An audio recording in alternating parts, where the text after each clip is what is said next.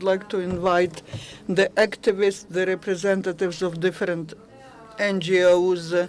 They will present the survey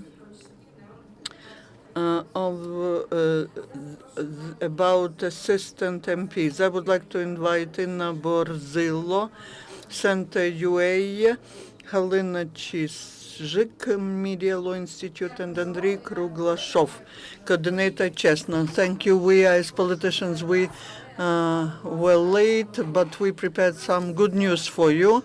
And it's about the fact that for the first time in the history of Ukrainian parliamentarism, on the official site of the parliament, all the names and surnames of the assistants to the MPs are made public. That is a small victory, but that is just the first step in fight for transparency of the MPs.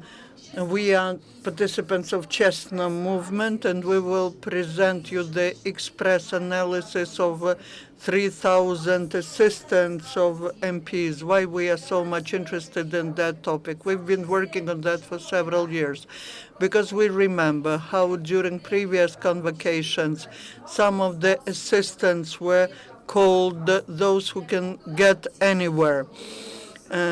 Just like those who were pushing buttons. These are the assistants who, using their certificates, were opening the doors to all the authorities and would very often resolve their business issues very easily. We would like to return the trust to the professionalism of the team. There are very talented people, those who write laws, who do a lot of work for MPs, helping them in legislative drafting. During the 7th convocation of the parliament, we knew less than 1/3 of the names of the assistants to MPs. The MPs would not disclose this data. Why? Were they ashamed for their teams? Were they hiding somewhere? Someone? That's the question to the history, even though we remember this research of our colleagues journalists when there were some drivers and cooks among the assistants. We would like this to disappear. We made the first step. We made public the names of all the assistants to MPs. Now it's up to us, up to MPs. They have to explain what their teams are doing. I will explain how we got this victory. In the end of 2014, the newly elected parliament started working, and Speaker Groysman expressed his desire to cooperate with public, with the members of the RPR, with CHESNO movement, and we had the meeting on the transparency of the work of the parliament. And on the 29th of January, there was a resolution issued by the speaker about making public all the lists of all assistants on the website of the parliament. The second aspect, which we believe is a big victory, is that the protocols,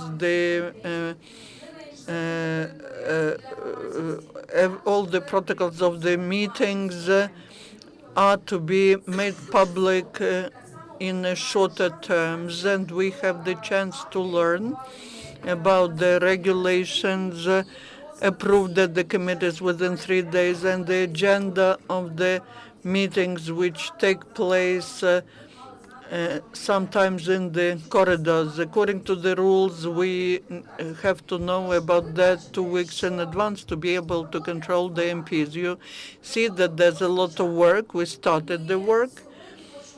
And today we would like to present for you the express analysis of the list of assistants, and we would like to start the discussion about why it is important for us to know why this army of assistants to MPs is being formed. And I would like to give you the floor.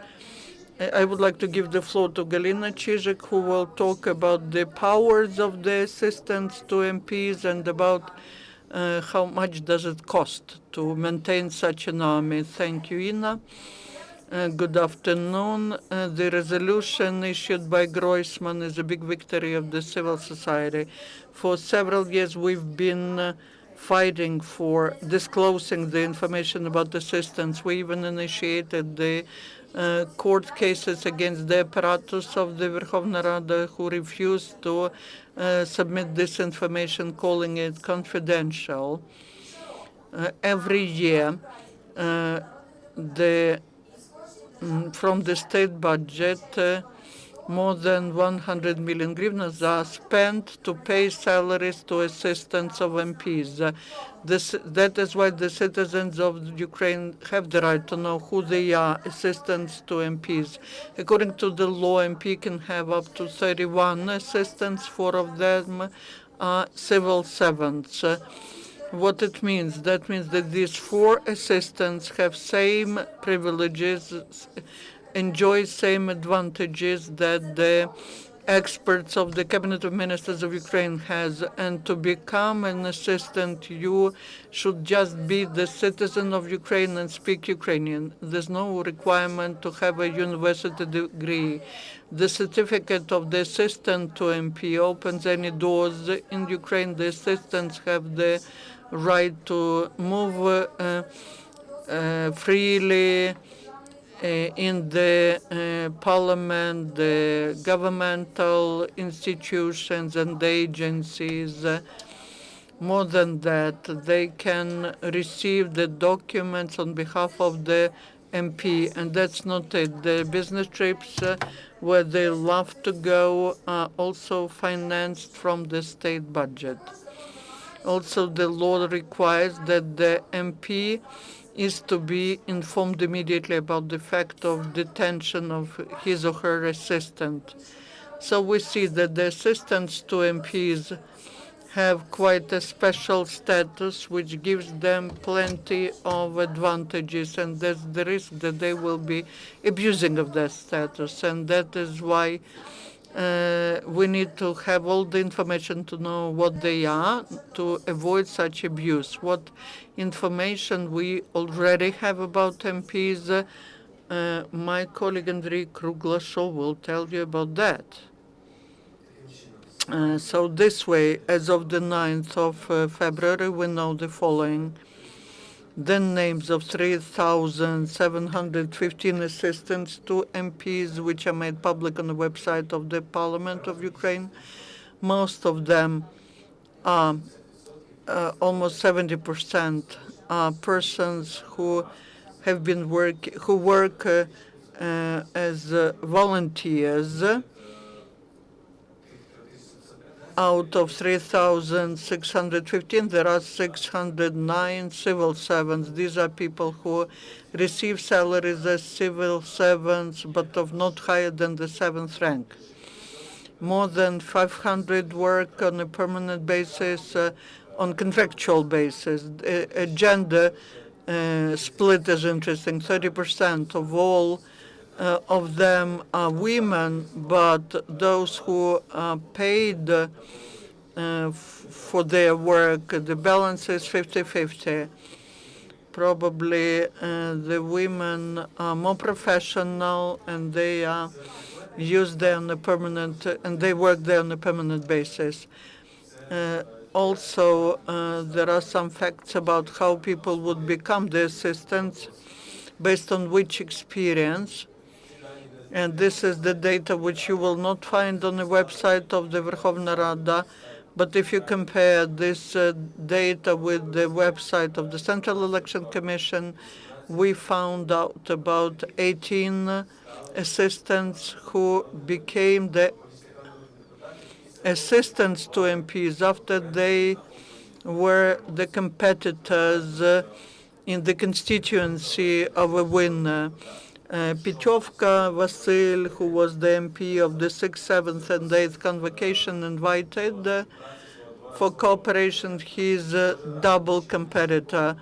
Every time Stepan Istvanovich Homa would every time then become an assistant in 2006, 7, and in the 6th, 7th, and 8th convocation. It's interesting whether this will be the trend in the future, because we are for the system of open regional lists. We also discovered 9 representatives of Petro Poroshenko bloc who also started cooperating with their ex-competitors. The question about what the motive was, that is up to journalists to investigate. Probably there's the practice which is very often used in the U.S. when the competitor goes to the elections in order to achieve some changes, to open the child's hospital in the constituency. He's not looking for the position but wants to achieve the goal. And then this competitor who believes that he will win says to this person, just support me and I will open this hospital, for example, or do what you want to do.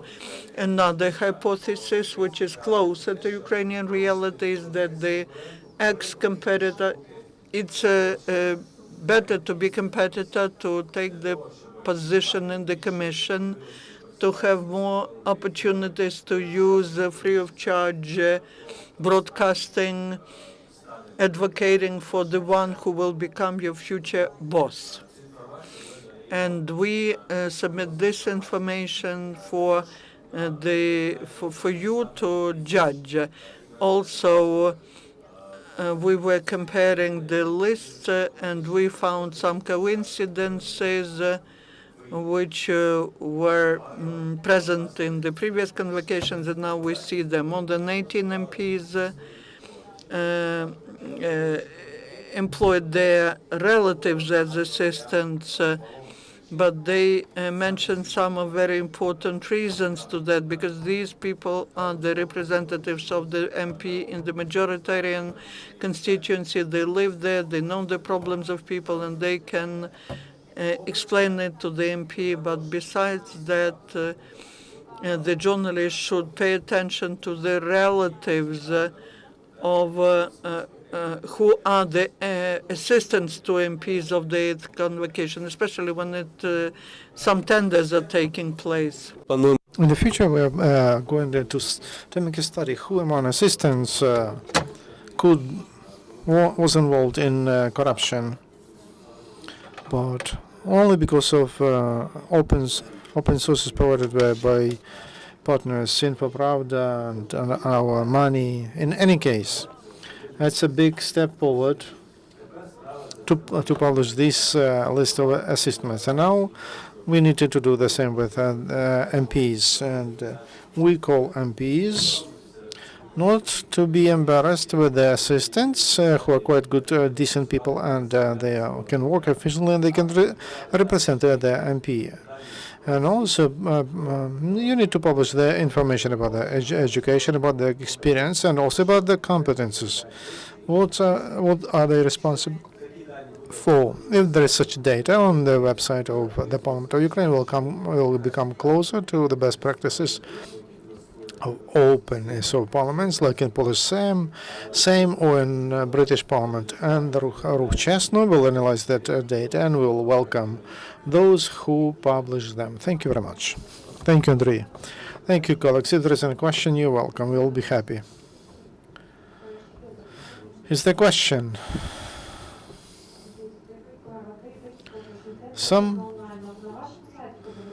Where can we get that information? On your website?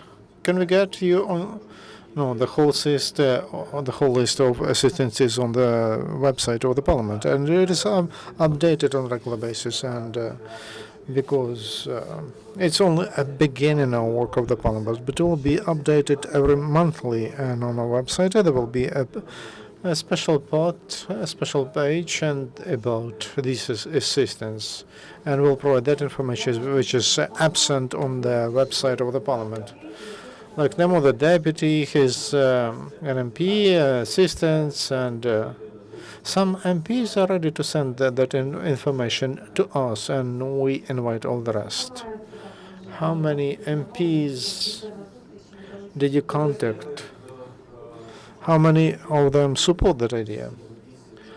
We spoke to 7 MPs yesterday, and the day before yesterday, 2 of them, they put that information on their Facebook pages, that information about the assistants, and it's important for us, for our changes there to become as regular. So we will publish these information about assistant, because an assistant is not just a servant of an MP. He is or she is a servant of the nation. That's a part of the Institute of Assistants. So we'll ask assistants and also MPs they represent. We would like to make this process transparent, and that will help us to take from shadow many lobby schemes. That will become a normal European practice. So that's what we would like to have in our country. Who refused to provide information? What are such cases? We had an interesting situation when on the website of the parliament they put one name of one assistant, but through other contexts we received a different name, and the assistant refused to comment anything without official request. We sent the request, and as soon as they answer, we'll get that information. Those who disagree to cooperate will not be able to thank them as movement CHESNO. Could you give us some statistics about political parties who cooperates, and from which parties do they? We have too little data, but in a month we'll be able to collect that information and to tell you about that. Is there any question? No questions. Thank you. We are looking forward to see you again with updated information, and I hope that MP assistants will not participate, and MPs will not participate in corruption schemes. If we make it transparent, I hope they will. We will reduce corruption element. Our next briefing will be